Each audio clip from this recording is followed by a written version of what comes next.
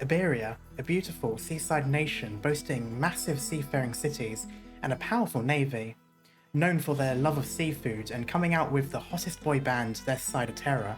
Iberia was once a prosperous empire with a grasp of technology that far surpassed any other nation on land, leading to what many call the Golden Age of Iberia, though a cataclysm would soon halt all progress and nearly destroy the once proud nation. But what happened? And will the Golden Age ever return to the people of Iberia? Welcome to the first episode of Culturis Terra, a series where we look at the various nations and organisations within the world of Terra and discuss their history, politics, and their real-world or literary inspirations, along with some personal observations.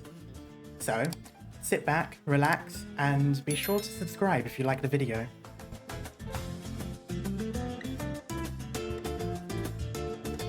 Iberia was once a powerful maritime empire that spearheaded the exploration of the Southern Ocean and sought to spread its influence across the seas and the continent itself, going up against other powerful nations such as Victoria and Lithuanian. It was led by kings who adopted and spread the Lateran religion, most likely due to its close proximity and influence of Laterano itself. Although many Iberians are heavily influenced by the Lateran religion, even being considered to be more faithful than a typical Lateran, the old government and the empire itself seem to be more secular in the past.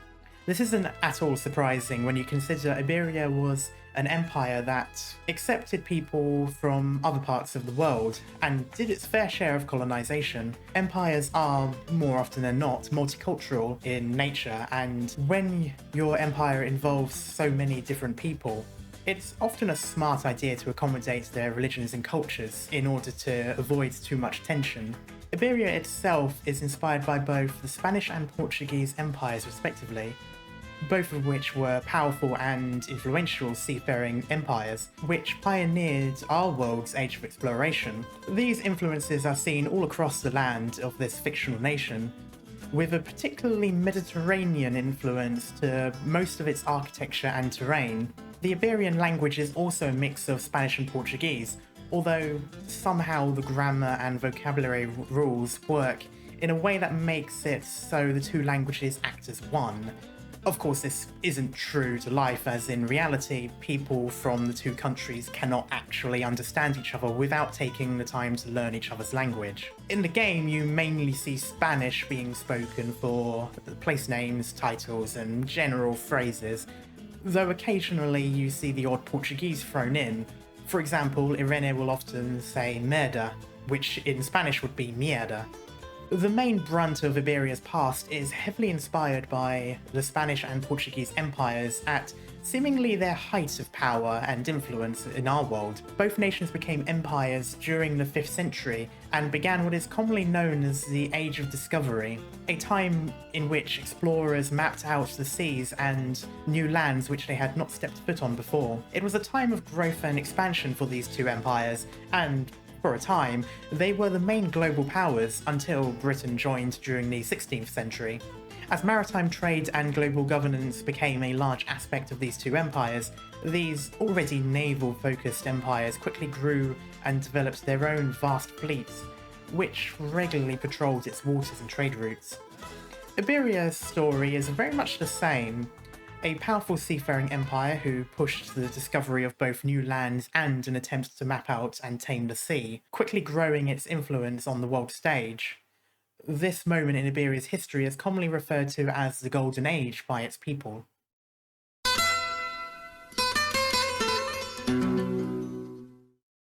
But what is the Golden Age of Iberia, and how did it start?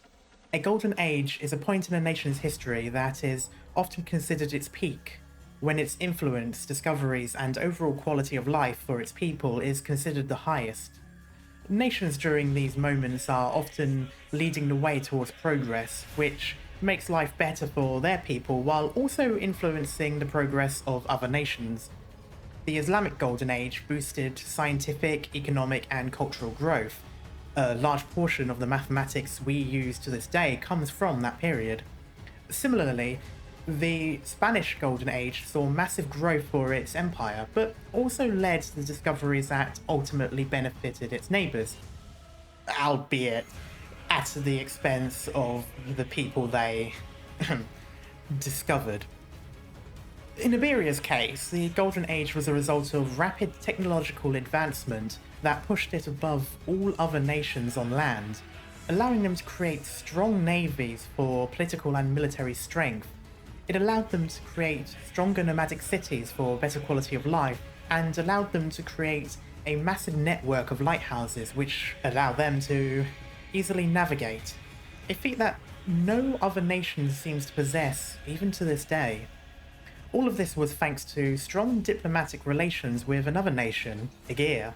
Iberia often accepted Iberian refugees who integrated into Iberian culture and the workforce. Many of these Iberians were scientists and engineers who brought their advanced technical knowledge with them, merging it with Iberian technology and use of originum arts to create truly sophisticated feats of engineering. This boost gave Iberia a massive advantage on the world stage, nearly making them a superpower. They later discovered and colonized Bolivar, mirroring the Spanish colonization of South America. While Bolivar would eventually become independent after 130 years of colonization, the influences of Iberia can still be seen. Iberia also had clashes with Victoria, culminating in a massive naval engagement between their two navies.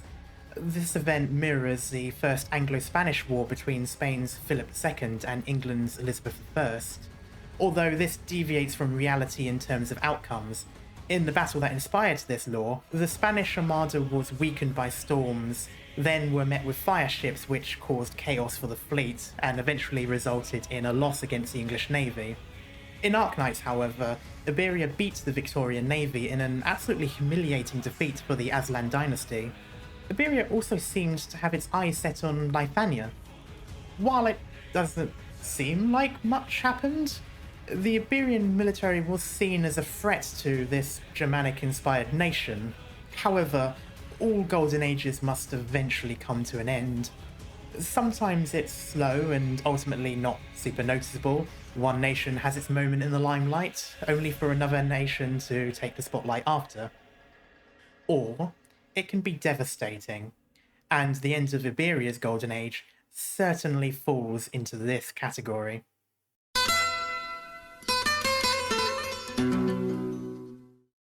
With such power and prosperity, how could anyone expect it to get cut so short with such brutal speed?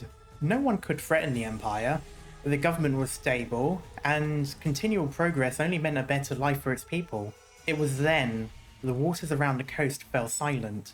Presumably, water receded from the coastline, resulting in that eerie silence the people felt, before a massive tsunami crashed into the nation, flooding its coastal settlements and destroying its lighthouses. This was actually the first stage of an attack. Prior to these events, a faction aligned with the Seaborn, known as the Church of the Deep, infiltrated the Empire, weakening it from the inside before the Seaborn sent their orchestrated natural disaster. The cult then cut off communications with the outside world, before sending Seaborn to attack the land. During this time, Iberia's navy was mostly out at sea, including its prized dreadnought, the Stultifera Navis. With no way to communicate with Iberia, these ships were picked off one by one until just the dreadnought remained. Immediately after the chaos, the monarchy and its nobility quickly lost control of the situation and their kingdom in general, losing their influence and power within the leadership. Towns and cities along the coast were left to fend for themselves, many becoming deserted, or worse, succumbing to the influence of the Church of the Deep, a fate seen by many of the coastal settlements, including what remains of Salviento. But even those within the government's control were still under the cult's influence, such as the coastal settlement of Gran Fado, which has harboured cultists, knowingly or not, for decades. Within a matter of days, the once powerful empire withered into an empty husk of its former self, cannibalizing itself until it became what we see today in the game's current timeline. Believe it or not, this extreme scenario is actually inspired by a real-world event. In 1755, a massive earthquake struck the Iberian Peninsula, northwest of Africa, just under 300 kilometers from Lisbon. The earthquake measured at possibly over 7.7 on the moment magnitude scale. It has since been dubbed as one of the largest earthquakes in history, responsible for the deaths of over 12,000 people in Lisbon alone. Following the earthquake was a massive tsunami. Of course, as most of us know, when an earthquake forms out at sea, there's always the risk of a tsunami forming in the aftermath. And approximately 40 minutes after the earthquake, a tsunami did indeed strike Portugal, completely flooding its coastline. In fact, it was said that 2 more waves followed after the initial tsunami. Homes and churches were knocked away, dealing an insane amount of damage and loss of life and assets for the Portuguese Empire. Of course, this event didn't outright end the Portuguese Empire. In the real world, it often takes quite a lot to end an empire most of the time. But it was credited for stumping the empire's growth. In many ways, this disaster was one of the main reasons why the empire did not grow as much as it could have, why it lost a lot of its influence, and why it inevitably shrunk sooner than a lot of the other empires of the era. Presumably because they needed to focus so much effort on rebuilding. Interestingly, this time also saw the nobility lose most of its influence too. At the time, there was a lot of turmoil between the government and the old royal nobility. While the Prime Minister was close to the king, there were disagreements with the nobility, but during this time, the government's competency, along with the nobility's incompetency, saw the nobility lose most of the favour they had left from the monarchy. Not too dissimilar to what happens to the nobility in Iberia. The main difference, of course, being that in Iberia's case, it was also the monarchy that lost its influence, not just its nobility. But with the old government of Iberia rapidly losing its influence and control, someone needed to step in and maintain some form of order.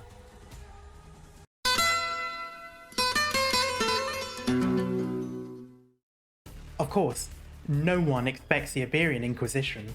Following the profound silence and the loss of control of the monarchy, Saint Carmen, along with 8 other saints and 3 bishops, formed the Inquisition. Originally just the Church of Iberia, the organisation took over, turning the empire from a secular monarchy to a theocratic monarchy.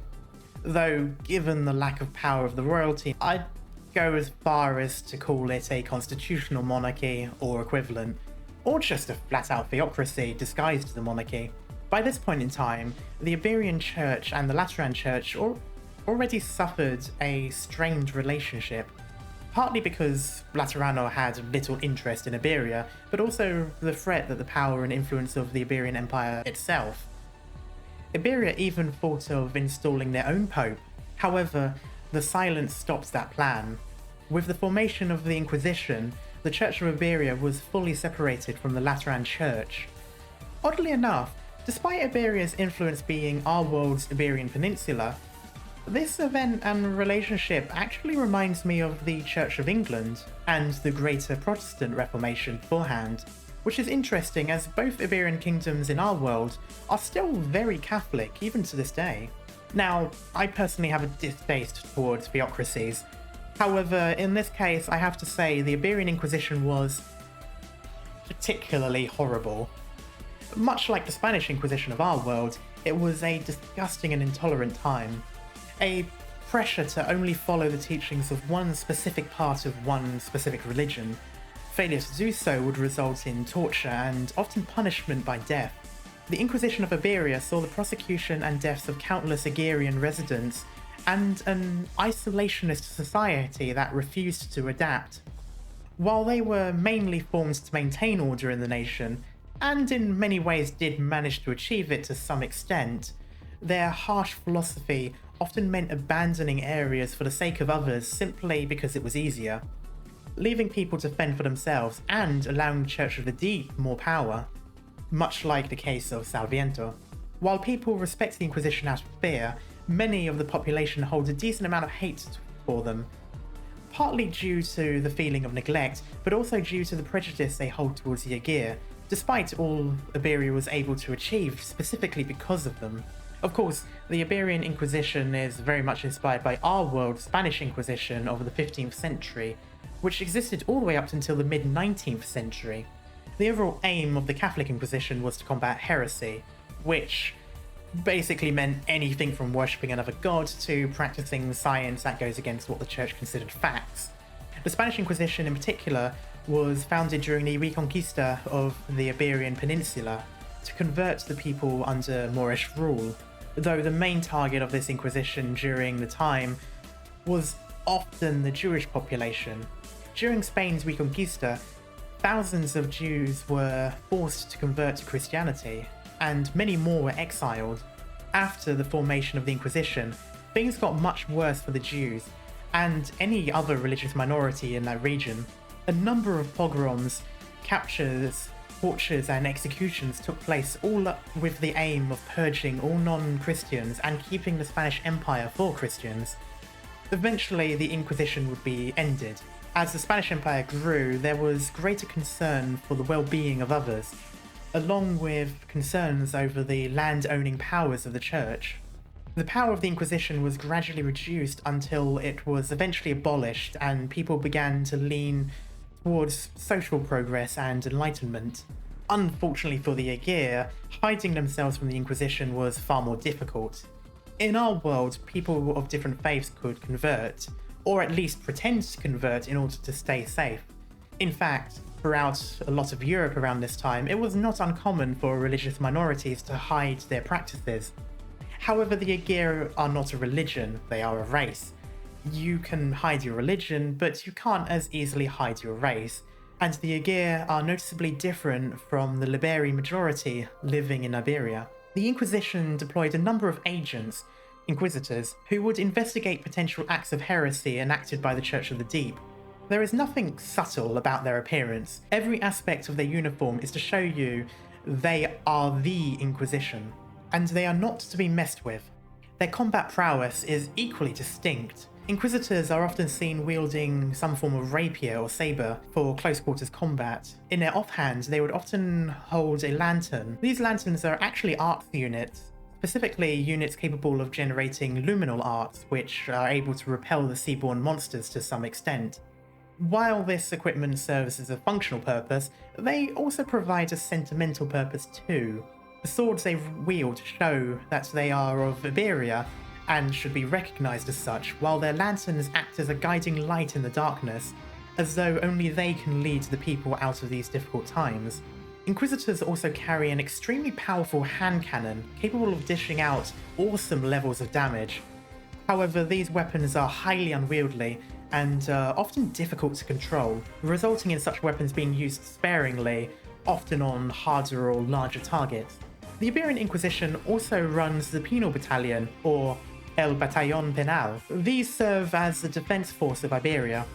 During the time of the Empire, they were the kingdom's feared army, capable of posing a threat even to the kingdom of Lithuania. While they are much weaker in our current timeline, the reputation they hold from past achievements has led to them being feared even to this day. After the Profound Silence, they act mostly as the Inquisition's secret police, who continually combat the Church of the Deep. They are also the only force in Iberia to still operate a navy. However, due to the loss of technology once used by the Empire, they have been unable to repair what they have. Most of their ships have now become dysfunctional as they reach the end of their service, with no way to extend their service life through modifications. Personally, I find it rather interesting that they are referred to as the Penal Battalion. I assume the purpose of their name is to signify that, despite being a military, their main objective is to act as police, to detain and punish people, which would normally just be given the title of military police. However, Penal Battalion does not actually mean that. A penal battalion is a branch of the army formed by convicts, which have been conscripted to fight in wars. Such actions were common in the past, and still used to this day. Russia still uses prisoners to fight wars, and while the US does not have any official penal battalion, it's not uncommon for people with minor criminal offences to be offered military service as an alternative to jail time. However, this is not the function of Iberia's penal battalion. They are just a regular volunteer army by the sounds of it, which leads me to believe the penal is just a reference to them being more like military-aligned police, and possibly more of a mistranslation, or at least a strange spin on the term's original meaning. Though, if I've missed something, please feel free to let me know in the comments below. Regardless, after the profound silence, Iberia took a massive political and cultural shift, halting all progress and, in fact, reversing progress, pushing Iberia to a state of decline, where most people these days seem to have very little hope of improvement.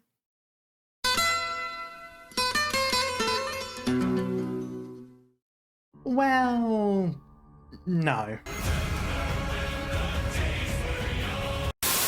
As much as it upsets me to say, I personally don't think Iberia will ever reach the status it once held. In fact, I'm not even sure it will be able to move beyond its current state of decline. The main reason for my belief is in how the empire reached its golden age to begin with: technological advancement. Iberia's technology was spearheaded by the Iberian refugees, who were not only responsible for creating the technology, but also seemed to be the main ones responsible for operating and maintaining it too. After the Inquisition took over, they persecuted and murdered the majority of the people responsible for the very achievements they took advantage of. In their hate and misplaced blame for the suffering of the profound silence and manipulation of the Church of the Deep, they killed the very people who worked in their key industries. Such actions result in a massive brain drain for any country. Without them, Iberia has not been able to remake any of the tech that boosted them into power in the first place, and very few Iberians can even seem to understand how it works in general. Most of the people who had operated and presumably worked on the operational manuals and training long since dead by the time we travel through Iberia. Heck, it's even reached a point now where half of the technology they discover might as well be considered a form of magical relic to the current Iberians. Funnily enough, it actually reminds me a bit of Warhammer's Imperium of Man. After the Dark Ages, a lot of the technology used by the Imperium was lost. Knowledge of how to build truly powerful equipment was forgotten, and many were never replicated. In the end, the Imperium reverted to its more basic technology, while seeking out and cherishing the old technology that still remains, almost as if they are important magical artifacts. And in both the Imperium's and Iberia's case, it may as well be. After all, sufficiently advanced technology is indistinguishable from magic. The Golden Age was formed from their ability to use advancement to their advantage. But the Iberians themselves were not the architects of those advancements. Without anyone to apply the knowledge needed to make and maintain the technology for them, they have nothing to use to pursue their goals. Instead, they spend their time chasing old technology, which I very much doubt they'll be able to fully take advantage of, even with the help of people like Geordie. In Iberia's attempts to maintain an iron fist with the intention of controlling the spiralling situation, they instead shot themselves in the foot, handicapping themselves to the point where now all they can do is simply prolong the inevitable. In my personal opinion, the only way I can see Iberia moving beyond its current state towards something even remotely stable, let alone a new golden age, would be for the Iberians to remove the Inquisition and become more open, move away from its isolationist stance, and bring in more people from beyond its borders and into their industrial and technological industries. Only then can they really improve beyond their sorry state. Unfortunately, I can't see this ever happening, and, to make matters worse, with the constant threat the Church of the Deep provides, it's impossible to tell who genuinely wants change and who is simply trying to influence and attempt to destabilize the country even further.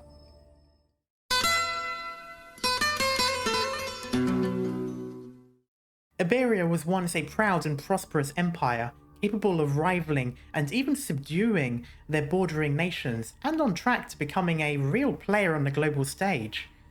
But the sinister plans of the Church of the Deep saw them the target of the Seaborn's first beachhead's attack, and the country's mismanagement, leading to the rise of the Inquisition, led the country down the dark path it sees itself on. An unfortunate fate for what was initially a very fortunate people that were betrayed by their fellow neighbours and ignored by their government, only to then be persecuted by the very religious order the majority of them had faith in. And while I would like to see Iberia move towards rebuilding and creating a better life for their people, I personally believe they will keep going the way they are heading until there simply isn't an Iberia left. But that is all for now.